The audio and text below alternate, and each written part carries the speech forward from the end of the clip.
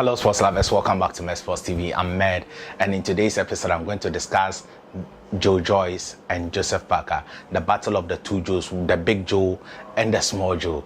This is going to be a very exciting bout because besides the top four, Anthony Joshua, Alexander Usyk, Deontay the Bronze Bomber and Tyson the Gypsy King Fury, these are the next big fights we could get in the heavyweight division. And it's exciting that finally after a year of negotiation, the fight was announced but later cancelled. Today the fight is happening this Saturday at the ON Arena in Manchester, and it's going to be a very, very, very good bout. Now, before I get into the details, let's have a tale of the tape. Joyce is 36 years. He would be turning 37 next Monday, whilst Joseph Parker is 30 years. Joyce has 14 fights, has neither lost nor drawn, whilst Parker has 32 fights, has lost 3 and won 30. Joyce is the bigger of the two men. He is 6'6", whilst Parker is 6'4". So this is going to be a very exciting bout.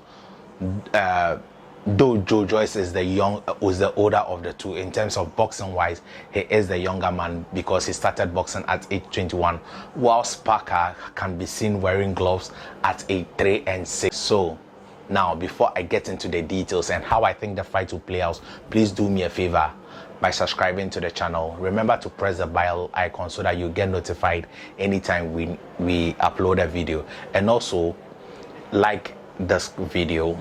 Express your views in the comment section about the video and who you think would win the bout itself, and also share so others can enjoy. Thank you so much for sticking glued to Sports TV. Let's take the intro and I will be back.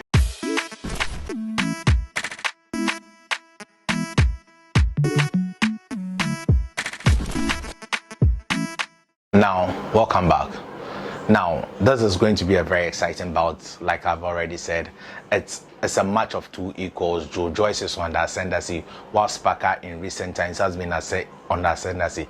Parker, we all know, lacks the killer instincts. So after the junior fight, he switched trainers and he started training with Andy Lee. Andy Lee is also the cousin of Tyson the Gypsy King Fury. Andy Lee has also been in the Kronk gym. He has worked the Emmanuel Stewards. So he understands boxing. He has been trained right from the boxing hardcore, that Detroit, the Kronk style, where there's high temperature in the gym. Whilst Joyce has been training with the Cuban coach Salas.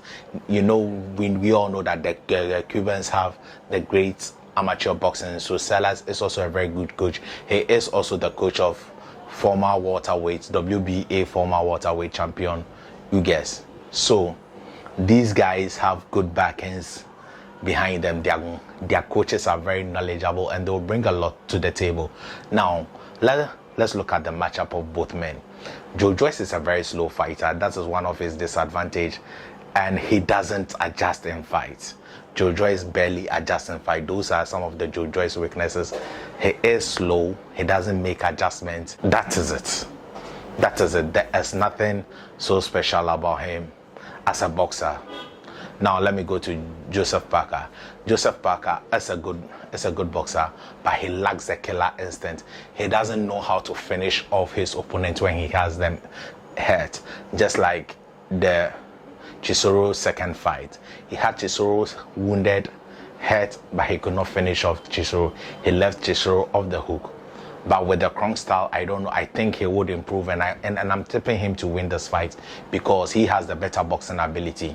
I'll always favor someone with huge boxing ability than someone with strength and power, because boxing is skill and skill pays the bill.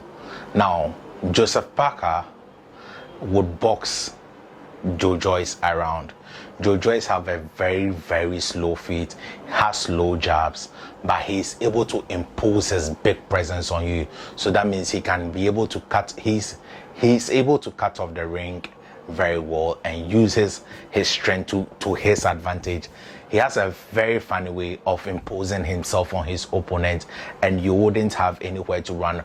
But I think that would be void when it comes to Joseph Parker, because Joseph Parker is way faster than Joyce, and he has quicker feet. He understands the game and has good IQ.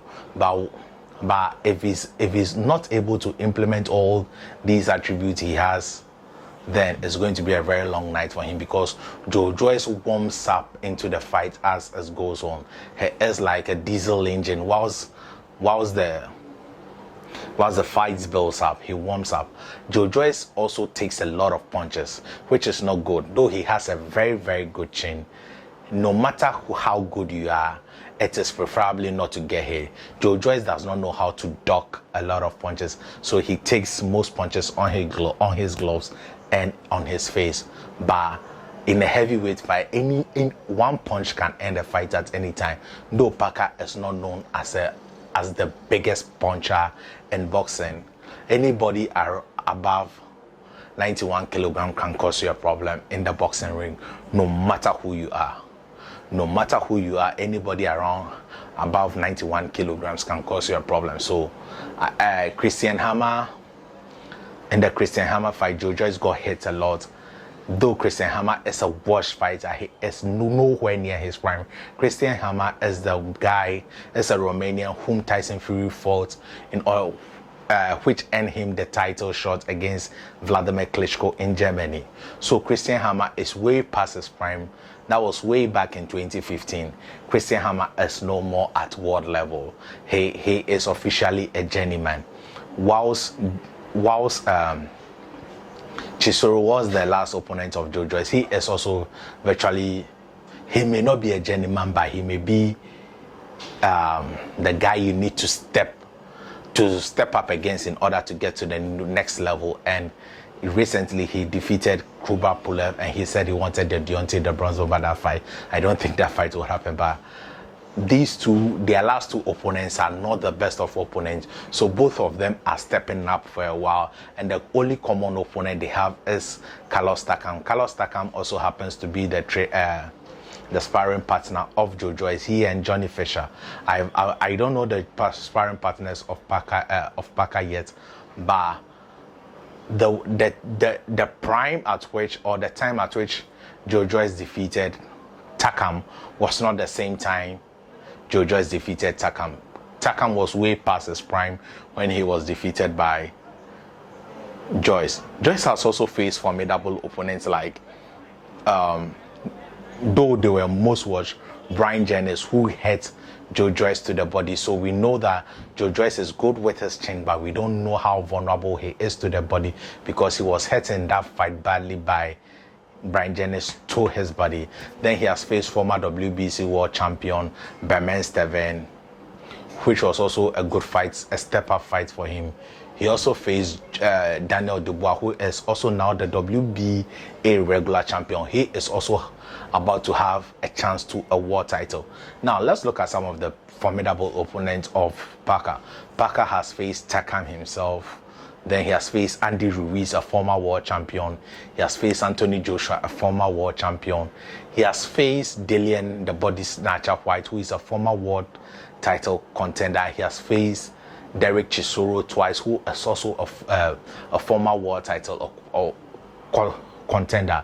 So Parker's opponents are head and shoulders above Joyce's opponents. So with that, Parker has way top level experience than Joyce. So besides the experience, the skill of both boxers, in terms of footworks, jabs, IQ, and speed, Parker has all those attributes than Joyce. The only thing Joyce has to his advantage, he has a very decent jab, which is very, very powerful. He threw the jab just to hit you, like he did against Daniel Dubois, where he got his eye socket closed.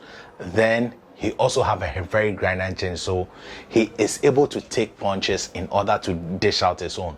Can Parker be able to resist that? Because Parker, if you watch the Dillian White first fight, no, the only fourth ones, the Dillian White fight, the first two rounds, Parker tried boxing until Dillian White started beating him, or started bullying him, or started imposing his presence on him, and Parker was lost of ideas. It wasn't the same coach, as at that time he was trained by his hero Kevin Barry. So now that he has switched coaches, he is looking to improve better than he was in the in his previous fight, he is looking more clinical and more. He is tactically becoming better, though he was way better in that time, but he is improving gradually. And in the press conference, his coach has said that they are going to improve and show that they can stop Joyce. So I'm going for a late stoppage for Parker. I'm going for a round 10, round 11 stoppage for Parker. I don't think Joyce has enough skill in order to stop Parker, but wouldn't be shocked if Joyce pulls the victory. But remember, there is a rematch clause in this fight, and the rematch clause would be on Sky Sports and Boxer. They would organize the rematch, so it's a fair deal. Let's enjoy this night of box office on BT Sports. If you have the chance, please do purchase the pay-per-view and enjoy. Thank you for watching. Stay positive. Remember, there is no limit to greatness, and if you've not subscribed to the channel, please do now. Please do now.